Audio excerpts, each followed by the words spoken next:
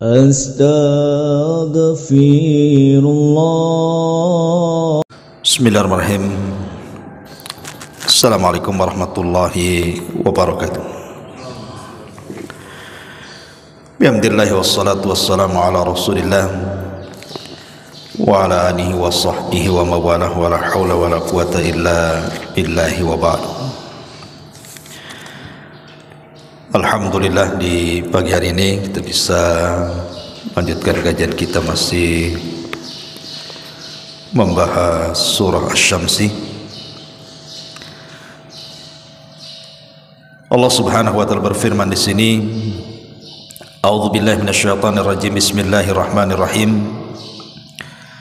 Wasyamsi waduhaha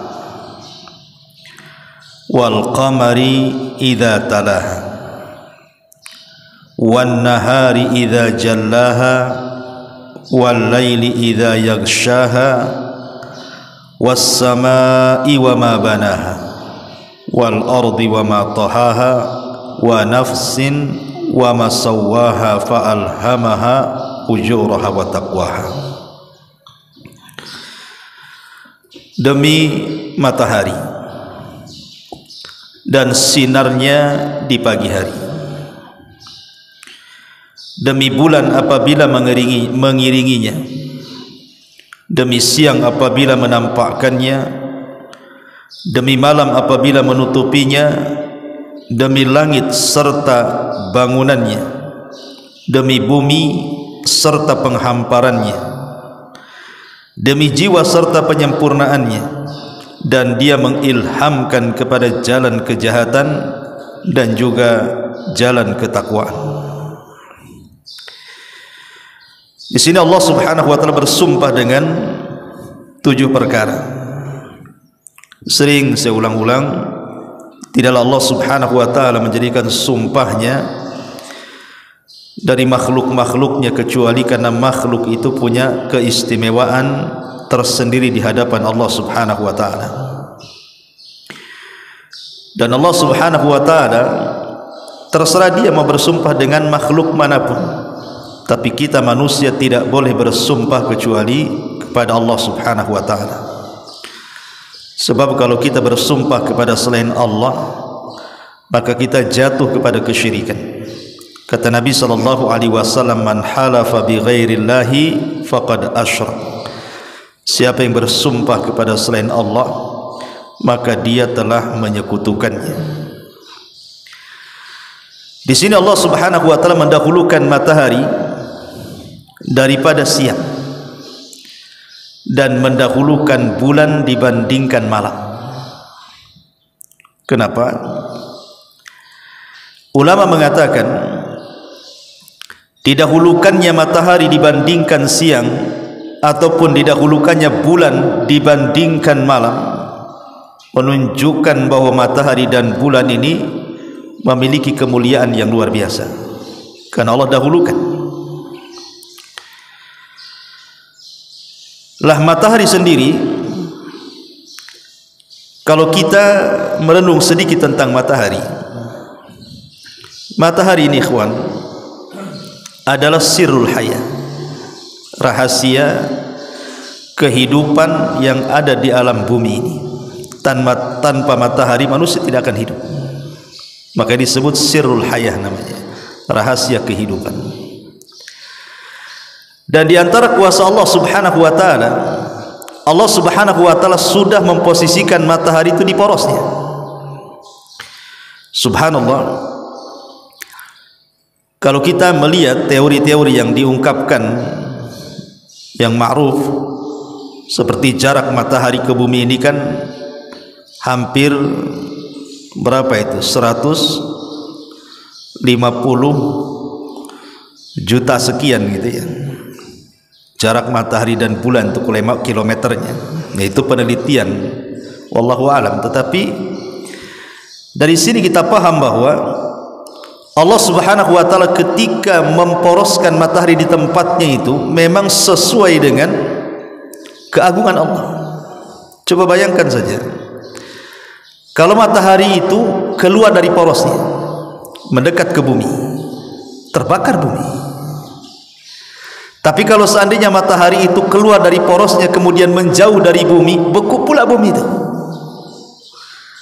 Kalau dia menjauh, bumi jadi beku, manusia pasti mati. Kalau dia mendekat, bumi terbakar, manusia juga pasti mati.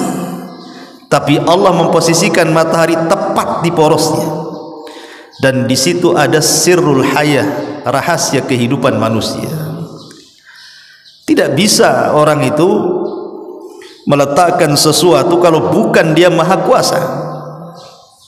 Jadi Allah subhanahu wa ta'ala betul-betul meletakkan matahari itu dengan kekuasaan dia. Lebih daripada itu, besarnya matahari itu kan berlipat-lipat bumi kan. Jadi luar biasa gitu besarnya matahari itu. Bumi ini kecil sekali dibandingkan matahari. Tapi Allah subhanahu wa ta'ala buat cahayanya tidak sampai membakar bumi.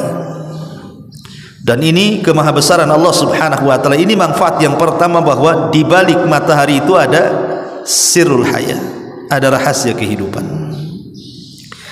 Kemudian yang kedua, dari segi manfaatnya,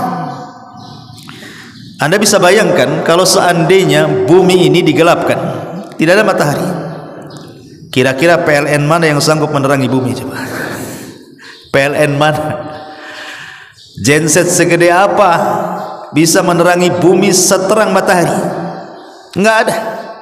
Satu dunia dikumpulkan PLN itu enggak mampu menerangi bumi seperti Allah menerangi bumi dengan matahari. Dan itu menghemat kita. Listrik itu ada di malam hari saja. Di siang hari alhamdulillah kita padamkan listrik. Bahkan cahaya matahari jauh lebih terang dibandingkan cahaya listrik buatan manusia. Dan ini manfaatnya luar biasa. Kemudian matahari ini manfaatnya tidak mungkin terputus walaupun manusia mencelanya. Kita sering mendengar celaan manusia, kalau panas sedikit dicela, si panas saja, kapan hujan kan itu ya. Nanti hujan dicela pula hujan, kapan panas. Walaupun matahari dicela oleh satu dunia sekalipun, matahari itu tidak gondok kan kayak kita.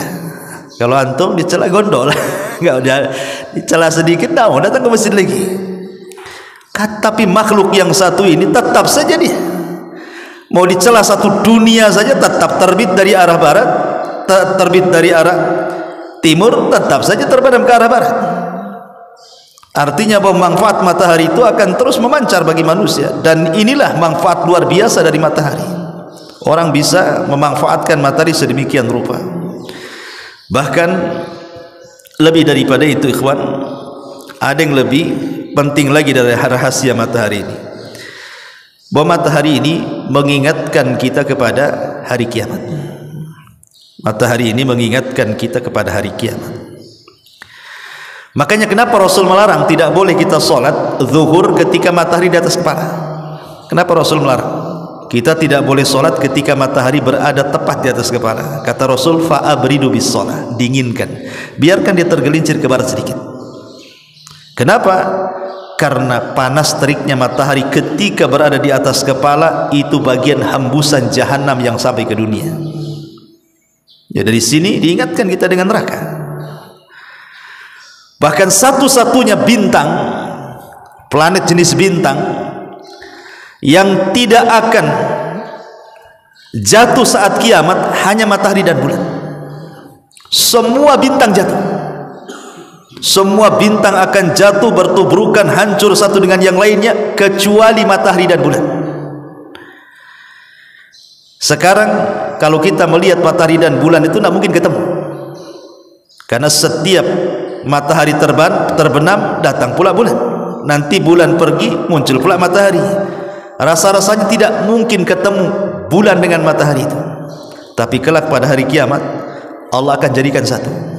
Wa jumi'a syamsu wal qamar, di mana Allah kumpulkan matahari dan bulan dan diletakkan di atas kepala 1 mil. Diletakkan di atas kepala 1 mil. Kapan itu? Ketika manusia dikumpulkan di padang mahsyar. Itulah makhluk satu-satunya yang tidak jatuh, dan dia akan berada di atas kepala kita 1 mil.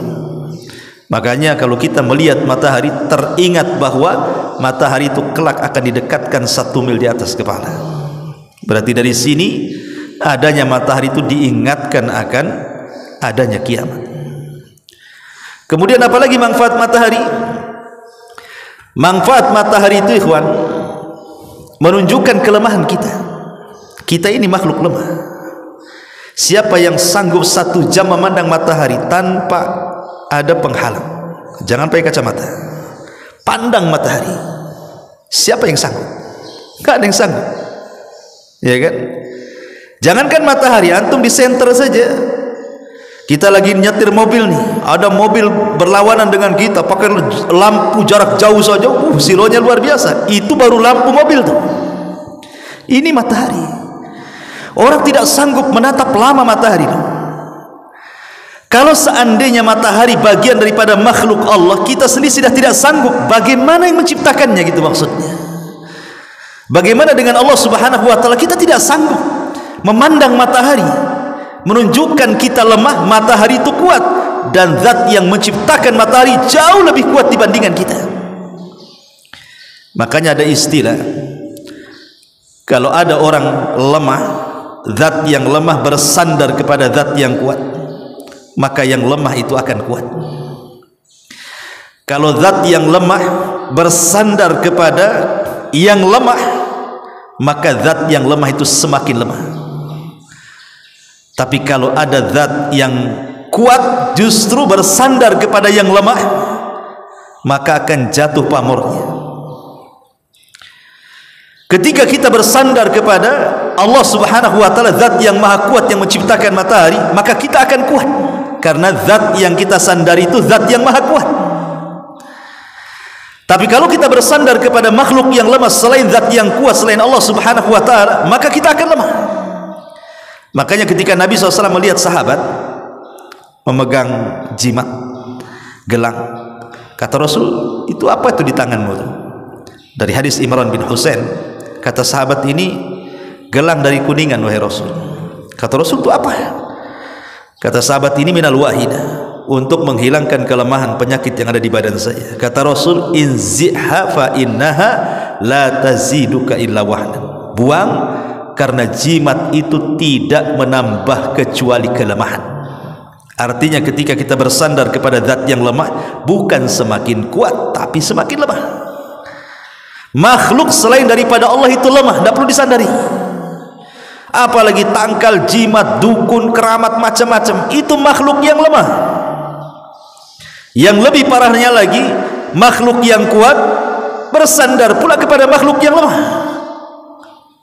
Seperti kita manusia bersandar kepada batu, batu melemah, kita ini kuat daripada batu, kok bersandar kepada yang lebih lemah lagi kan?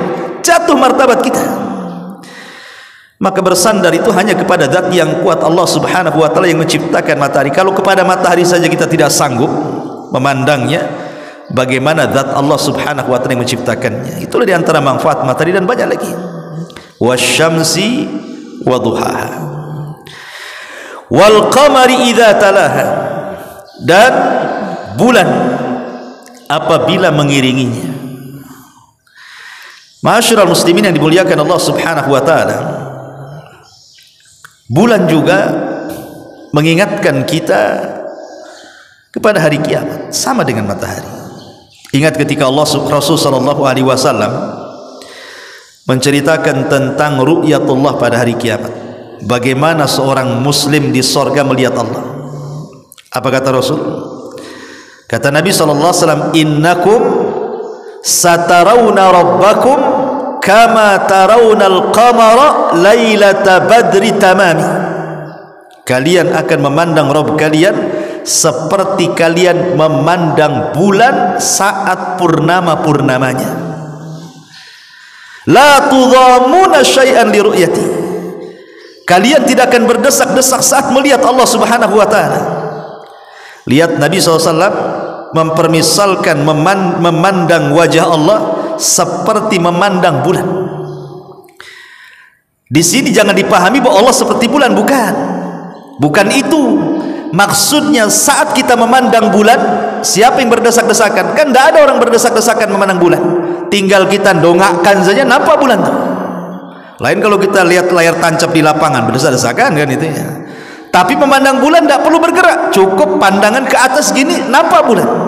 Begitulah Rasul samakan ketika kita melihat Allah di sorga seperti itu, tidak ada berdesak-desakan. Itu yang disamakan di sini. Bukan Allah seperti bulan, bukan begitu. Tapi yang disamakan cara memandangnya. Tapi ketika Nabi SAW mempermisalkan dengan bulan di sini, cara memandangnya, berarti kita diingatkan dengan ru'yatullah, bahwa satu hari kaum muslimin akan memandang Allah Subhanahu wa ta'ala. Dan matahari dan bulan juga selalu digerhanakan oleh Allah Subhanahu wa ta'ala. Namanya kusuf dan khusuf. Kalau kusuf matahari, kalau khusuf pakai kha bulan. Dua-duanya gerhana. Dan di zaman Nabi SAW pernah terjadi gerhana matahari total ya. Dan itu mengingatkan tentang dekatnya kiamat, karena di antara tanda-tanda kiamat besar adalah khusuf. Khusuf itu kalau diarahkan ke bumi gempa artinya, tapi kalau diarahkan ke langit artinya gerhana. Kemudian Allah mengatakan wan nahari idza jallaha wal laili idza yaghshaha, dan demi siang apabila menampakkannya dan demi malam apabila menutupinya kegelapannya. Maksudnya kemarin sudah kita singgung ketika bicara tentang suratul Lail, bahwa siang itu hanya ada di bumi.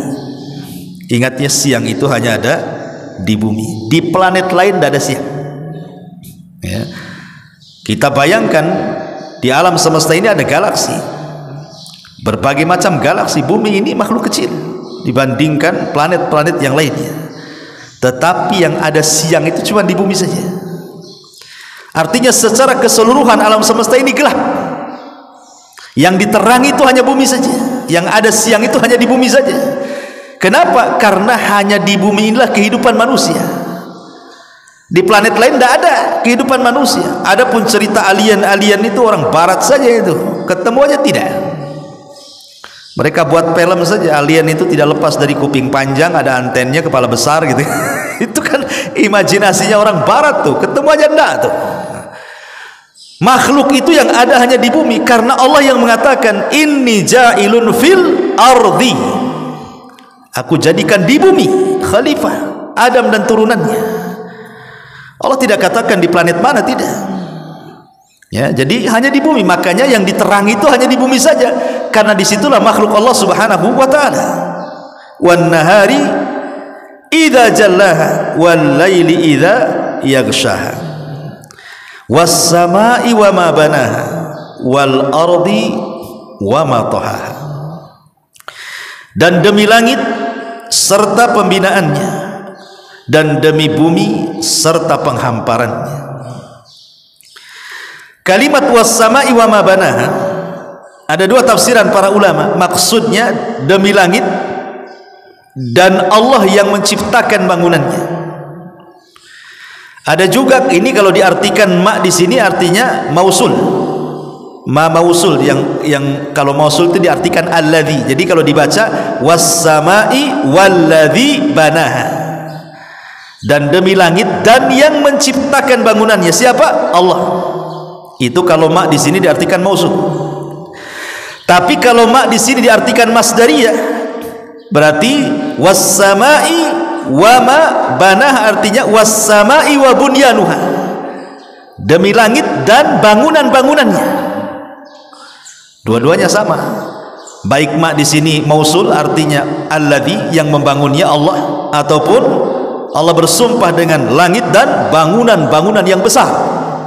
Karena langit itu ada berapa dimensi? Ada 7 dimensi kan gitu. Ada 7 lapis atau dimensi bahasa kita. Ya, masing-masing lapisan itu ada kehidupan di situ, penuh dengan para malaikat, para nabi, dan itu dijumpai Nabi SAW saat peristiwa Isra dan Mi'raj. Dan langit itu ada jalan-jalannya, sama dengan di bumi ada jalan-jalannya. Dan langit itu bangunan, ada pintunya. Yang mengherankan adalah satu bangunan tanpa tiang tapi tidak roboh, itulah langit.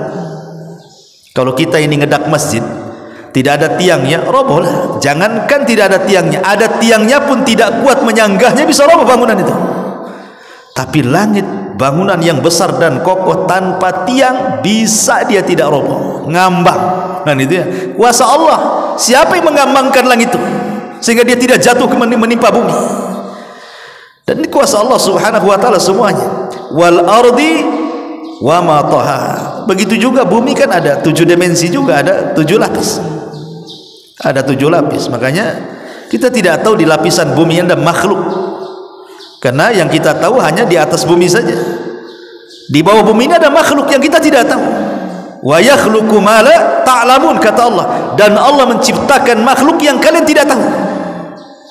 Boleh juga ada di lapisan bumi itu ada makhluk kita tidak tahu. Siapa makhluk-makhluk ini? Dan ini kuasa Allah subhanahu wa ta'ala. Karena Allah mengatakan wa nafsi wa nafsin wa masawwaha, demi jiwa serta penyempurnaannya. Apa maksud jiwa di sini? Pertama, di tafsir mengatakan yang dimaksud jiwa itu artinya raga manusia. Jadi Allah bersumpah dengan raga manusia dari kepala sampai kaki. Bagaimana Allah subhanahu wa ta'ala ciptakan sedemikian rupa manusia dengan sangat sempurna peletakannya. Mata di mana, hidung di mana, telinga di mana, leher di mana, tangan di mana, badan di mana, kaki di mana, rambut di mana, semua sempurna. Mana yang basah, mana yang kering.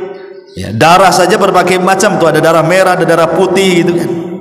Belum lagi persendiannya. Siapa yang mampu membentuk manusia sedemikian rupa kalau bukan Allah Azza wa Jalla? Seimbang. Jari-jarinya sama, kiri kanan sama, telinga juga sama pendengarannya, mata juga sama penglihatannya, kaki juga bergerak dengan sama seimbangnya. Siapa yang menciptakan ini kalau bukan Allah? Kenapa kuping ditaruh sebelah sini, kenapa mata sebelah situ, kenapa hidung sebelah sini? Siapa yang meletakkan sesempurna itu kalau bukan Allah? Allah hendak bersumpah dengan raga, wa nafsin wa masawwaha, demi jiwa serta penyempurnaannya. Ada yang mentafsirkan wa nafsin di sini maksudnya khusus kepada ruh. Jadi Allah bersumpah dengan ruh, karena ruh itu makhluk yang lebih mulia dibandingkan badan itu sendiri. Badan ini kenapa mulia? Karena ada ruhnya. Kalau ruh dicabut, badan itu sudah tidak mulia lagi. Coba saja kita lihat, ada orang mati, dibiarkan dia 1 minggu, kira-kira apa yang terjadi dengan badan itu? Jadi bangkai dia, bau, tidak ada orang mendekatinya. Walaupun dia jasad presiden, jasad menteri, jasad orang kaya, jasad ulama sekalipun, kalau tanpa ruh nggak ada manfaatnya. Sehingga jasad itu menjadi mulia karena ada ruhnya di situ. Kalau ruh sudah dicabut, selesailah jasad itu. Mungkin dimakan cacing tanah, mungkin habis jadi tanah gitu ya, tapi ruh tidak akan dimusnahkan. Makanya ketika Allah subhanahu wa ta'ala berfirman soal penciptaan Adam, apa kata Allah? Fa idza sawaituhu wa nafakhtu fihi min ruhi faqa'u lahu sajidin. Apabila aku sudah ciptakan Adam, semata-mata aku tiupkan ruh, sujudlah kalian. Dari sini kata para ulama, kenapa malaikat sujud kepada Adam? Bukan kepada jasadnya, tapi kepada ruh yang ditiupkan kepada Adam. Itulah malaikat sujud itu. Karena Allah mengatakan apa?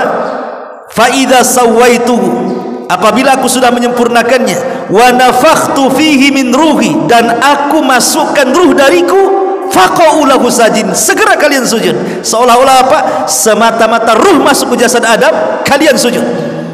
Dari sini kata para ulama, malaikat sujud itu bukan kepada raganya Adam, tapi kepada ruhnya Adam. Kenapa?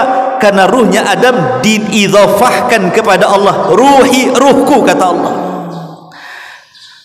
Dari sini menunjukkan bahwa kemuliaan manusia itu kalau bergabung antara jasad dan ruh. Kalau tidak ada ruh, manusia tidak mulia. Jadi ada yang mentafsirkan wa nafsin, maksudnya di sini artinya ruh, wa masawwaha, dan penyempurnaannya. Kemudian Allah mengatakan fa'alhamaha fujuraha wa taqwaha.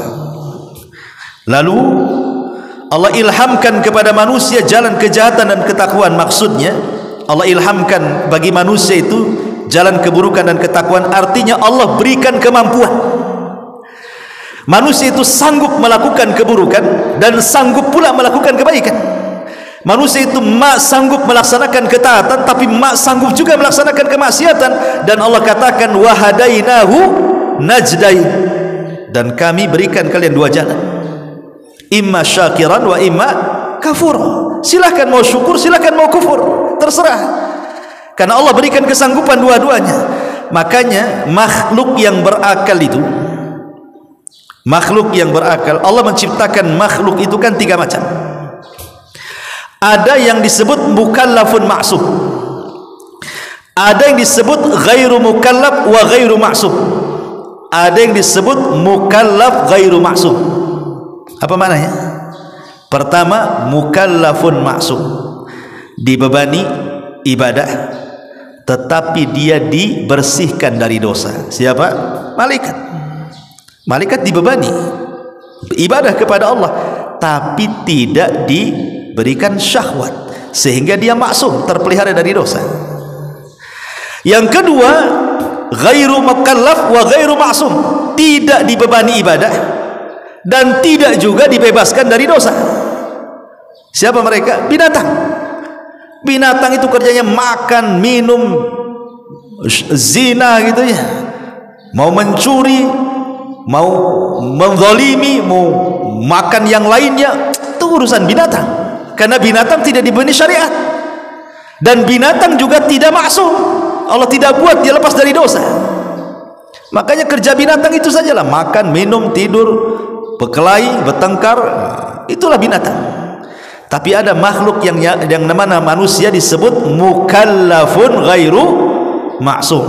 Dia mukallaf, dibebani oleh Allah syariat dan ibadah, tetapi tidak maksum, pasti ada dosanya.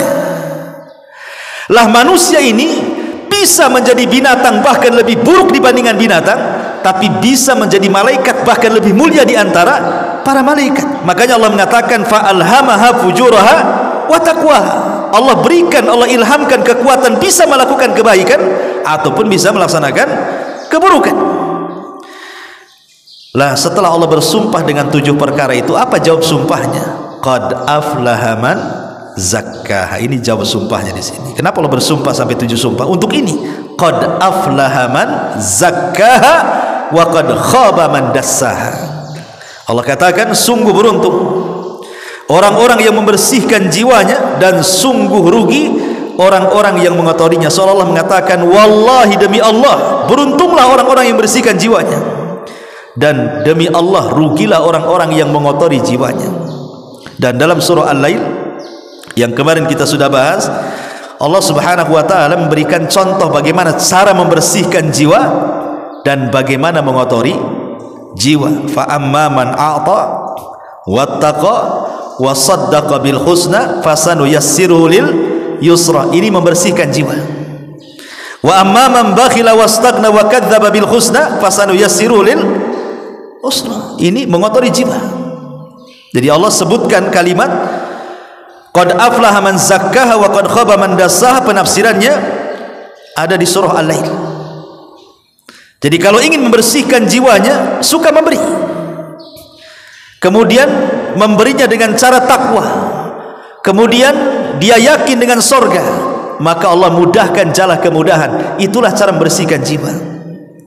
Makanya kalau kita lihat di zaman sahabat, ada satu kisah menarik. Jadi Nabi SAW satu hari sedang kumpul seperti ini, memberikan tausiah di hadapan para sahabat. Datang pula tamu. Kemudian Nabi SAW pulang ke rumah istri-istrinya. Hal indakum ta'am, ada makanan? Ada tahu masalahnya nih? Semua istri mengatakan tidak ada. Subhanallah, rumah Nabi tidak ada makan, padahal istrinya 11-11-nya nggak ada makanan. Coba kan, subhanallah, Nabi itu susah makan. Makanya Nabi itu terbiasa lapar. Terbiasa lapar. Kata Rasul, kami ini kaum yang terbiasa lapar, katanya Rasul kan. Jadi Nabi itu karena ingin memuliakan tamu, terpaksalah dia ngomong sama sahabat-sahabatnya, wahai sahabat-sahabatku, di rumahku tidak ada makan. Siapa yang memuliakan tamuku? Siapa yang memuliakan tamuku? Ada seorang Ansor main tunjuk saja. Saya, wahai Rasul, saya siap muliakan dia. Nanti malam ku jamu dia. tanpa berpikir ada makanan gak di rumahnya. Bayangkan sahabat nih, pulang dia tanya sama istrinya, hal indaki syai, ada sesuatu yang bisa dimakan? Istrinya sibuk tuh cari makanan. Kata istrinya, tidak ada, kecuali hanya satu piring, itu pun jatah untuk anak-anaknya. Satu piring itu untuk jatah makan anak-anaknya. Kata sahabat ini, kalau begitu nanti malam aku sudah janji akan muliakan tamu Nabi, kau buat anak-anakmu sibuk bermain sampai lelah letih kemudian tidur, lupakan dari makanan ini. Sampai begitu coba. Disuruh main dengan anak-anaknya dan dilupakan dengan makanan satu piring itu, karena itu jatah tamu. Setelah datang malam hari, ingat memuliakan tamu itu harus ikut satu meja. Bukan kayak antum ada tamu, makan, saya pergi dulu, bukan gitu. Muliakan tamu, temani. Masalahnya kalau ditemani makanan cuma satu, apa perasaan tamu gimana kan gitu ya.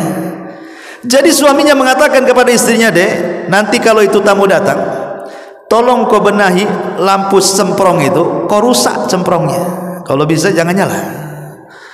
Akhirnya istrinya siap, kemudian sediain piring di meja. Pas tamu datang, dia pura-pura benerin semprong, rupanya mati tuh lampu tuh, gelap satu rumah. Bayangkan coba. Akhirnya makan. Jadi tuan rumah pura-pura kentong-kentong piring saja lah, gara-gara padahal ada makanan itu, tamu aja yang makan. Subhanallah coba. Lah kenapa saya bisa menceritakan kisah ini? Siapa yang ngasih tahu kisah ini? Nggak mungkin sahabat ria kayak kita kan. Kalau kita yalah saya cerita, tadi tamu saya gini. Kalau kita lah kan itu ya, baru jamu satu orang aja cerita ke mana-mana gitu. Lalu ceritanya kenapa saya bisa menceritakan? Karena turun ayat yang menceritakan, Allah yang menceritakan kisah ini. Allah turunkan ayat, wa yu'thiruna ala anfusihim walau kana bihim khassasah. Turun ayat ini. Para sahabat itu lebih memuliakan, mengutamakan orang lain dibandingkan diri mereka sendiri. Maka Rasulullah SAW mendoakan keberkahan kepada keluarga itu. Kenapa? Kalau sekarang kita berpikir ya, ada tamu datang ke rumah antum, saya nggak yakin kita sanggup memuliakan tamu melebihi anak istri kita. Nggak ada ceritanya itu. Ya, umpamanya di ATM tinggal 100.000. Ada tamu nih, ngomong sama istri, udah kita kasih tamu. Nggak ada cerita itu. Yang ada minta maaf sama tamunya. Apa nih, belum ada. Pasti kita banyak alasan itu, segudang alasan. Terus terang yang ada gitu, malah tamunya pula yang traktir kita. Kacau nih, ada tamu ajak makan dia yang bayari, kita pula sengaja tak keluar dompetnya. Ini kan kurang ajar gitu. Orang kayak gini. Artinya bahwa di sini ini hanya ada di masa para sahabat. Kenapa mereka demikian? Qad aflaha man zakkaha, karena bersih hati mereka. Hati kita tidak sebersih mereka. Wa qad khaba man dassaha, sungguh rugi orang-orang yang mengotori jiwanya. Ikhwan, kalau antum membersihkan mobil, gampang lah kita ke karwas kan, sebentar saja tunggu sejam dah kinclong tuh. Antum bisa bersihkan rumah, dipel, bisa bersihkan piring, mudah. Ya, jadi barang-barang kasat mata itu yang bisa dipegang, kita mungkin membersihkannya. Pertanyaannya, bagaimana cara membersihkan hati coba? Apa antum minum Baclean biar hatinya bersih gitu ya? Minumlah Baclean banyak-banyak ya. Habis itu minum gitu ya, biar matilah yang ada. Jadi membersihkan hati bukan kayak membersihkan mobil, membersihkan piring, tidak. Susah membersihkan hati itu. Karena kotornya hati itu diakibatkan dosa. Kata Rasul, siapa yang melakukan dosa, Allah letakkan satu titik hitam di hatinya. 2 kali dosa, 2 titik hitam. 100 kali dosa, 100 titik hitam. 1000 dosa, sampai hati itu penuh dengan ron. Kallabal rana ala qulubihim ma kanu ya'malun. Kalau sudah banyak ron di situ, itu paling sulit. Satu-satunya bersihkan hati kalau sudah titik hitam, ya beramal soleh supaya titiknya hilang satu-satu. Kadzabat Tsamud bitaqwa. Kemudian Allah memberikan contoh orang-orang yang mengotori jiwanya. Kadzabat Tsamud bitaqwa. Sungguh rugi kaum Tsamud yang telah mendustakan rasulnya. Siapa? Nabi Allah Saleh. Kadzabat Tsamud bitaqwa, karena mereka melampaui batas alias kezaliman. Idzin ba'atha ashqaha, ketika bangkit orang yang paling celaka di antara mereka. Faqala lahum Rasulullah naqatallahi wa suqyaha. Lalu Rasul Nabi Saleh maksudnya berkata, kepada mereka kaum Tsamud, biarkanlah unta betina itu, karena itu datang dari Allah, ini dengan minumannya. Fakadzabuhu faaqaruha fadzamdama alaihim rabbuhum bidzambihim fasawwaha wala yakhafu uqbaha. Namun mereka mendustakannya dan menyembelihnya, karena itu Tuhan membinasakan mereka karena dosanya, lalu diratakannya dengan tanah dan dia tidak takut terhadap akibatnya. Kaum Tsamud adalah kaum turunan kaum Ad, dan diutus kepada mereka Nabi Saleh. Allah Subhanahu wa taala mengatakan bahwa orang yang membunuh unta Nabi Saleh disebut Ashqa. Siapa nama pembunuh unta Nabi Saleh? Namanya Kidar ibnu Salib. Salib ibn Kidar. Salib ibn Kidar. Suatu ketika Nabi SAW pernah berbincang dengan Ali radhiyallahu anhu. Kemudian Rasul bertanya, wahai Ali, tahukah kamu siapa orang yang paling celaka? Kata Ali, Allah dan Rasul yang tahu. Kata Nabi SAW, pertama orang yang membunuh untanya Saleh, Salif ibn Kidar. Yang kedua orang yang akan membunuhmu. Nabi SAW mengatakan apa? Orang yang akan membunuhmu. Jadi Rasul sudah ngomong bahwa Ali akan dibunuh. Makanya ketika Ali sakit parah, Hasan Husain itu sudah takut dia akan mati. Tapi Rasul Ali mengatakan, tidak, aku tidak akan mati sekarang. Kenapa? Karena aku akan dibunuh. Bukan matinya bukan seperti ini. Ya, apabila penuh janggutku dengan darah, disitulah kematianku. Maka di zaman Khalifah Ali betul ada seorang hafid Quran yang membunuh Ali. Itu hafid Quran, jangan salah. Tapi Qurannya tidak sampai di tenggorokannya. Siapa namanya? Nama pembunuh Ali Abdurrahman ibn Mulzam, seorang tokoh Khawarij, hafal Quran, fasih Quran, membunuh Ali dengan nama Quran. Itu Khawarij itu. Membunuh Khalifah Ali atas nama Quran, Abdurrahman ibn Mulzam. Maka dari hadis ini berarti orang yang paling celaka siapa? Pertama Salif ibn Kidar, atau dibalik Kidar ibn Salif gitu ya. Dan yang kedua Abdurrahman ibn Mulzam. Itu dua pembunuh yang dikatakan oleh Rasul ashqan nas, seburuk-buruk manusia. Lah ketika Nabi Saleh diutus kepada mereka, sebenarnya Nabi Saleh itu orang baik, disukai kaumnya, sangat baik disukai kaumnya, bahkan jadi kader kaumnya. Mereka sudah mengkader bahwa kelak Nabi Saleh itu akan memimpin mereka. Tapi setelah kemudian Allah Subhanahu wa taala mengutus Nabi Saleh jadi nabi, mulailah mereka mengingkari Nabi Saleh. Kemudian karena mereka juga orang yang hidup di bebatuan, salah satu kehebatan mereka suka membuat kemah-kemah, kemudian istana-istana dipahat dari bebatuan dan begitu seterusnya, sehingga mukjizatnya juga ada kait dengan batu. Sehingga ketika mereka mengatakan, ya Saleh, kalau seandainya engkau nabi, tolong keluarkan unta dari batu ini, katanya. Ya. Akhirnya Nabi Saleh bukan menolak, dia berdoa kepada Allah, betul-betul keluar unta dari batu. Bukan satu unta, tapi usyara, unta bunting yang siap melahirkan. Di usyara itu maksudnya unta yang bunting 10 bulan. Jadi keluar dari batu langsung melahirkan, gitu maksudnya. Coba bayangkan permintaannya, unta usyara, dan Allah kabulkan. Dan unta itu besar. Dari mana kita tahu besarnya? Karena air susunya bisa untuk diminum banyak kabilah. Kan Tsamud kan berkabilah-kabilah. Jadi semua kabilah itu satu hari bisa minum dari air susu unta itu. Padahal unta itu cuma satu. Kalau nggak gede nggak mungkin lah kan gitu. Berarti unta itu besar. Tetapi Allah Subhanahu wa taala takdirkan ada yang hasad. Jadi ada seorang wanita hasad kepada Nabi Saleh, punya anak perempuan. Kemudian menawarkan, siapa yang mau dengan anakku, maka silahkan, tapi maharnya kepala untanya Saleh. Ya, akhirnya Kidar ibn Salib datang, siap meminang wanita itu. Maharnya apa? Membunuh unta Nabi Saleh. Dibunuh unta Nabi Saleh. Akhirnya kemudian Allah Subhanahu wa taala azab mereka. Maka Allah mengatakan, fadzamdama alaihim rabbuhum bidzambihim fasawwah. Allah utus Jibril sekali teriakan, mati semua di rumah-rumah mereka. Dan itu azab kaum Tsamud yang Allah Subhanahu wa taala azab mereka, dan kaum Tsamud masih ada bekas-bekasnya. Ya, peninggalan-peninggalan sampai hari ini masih ada gitu ya. Dan itu menunjukkan kebenaran kisah daripada Al-Qur'an. Subhanakallahumma bihamdika asyhadu an la ilaha illa anta astaghfiruka wa atubu ilaik. Allah taala. Assalamualaikum warahmatullahi wabarakatuh.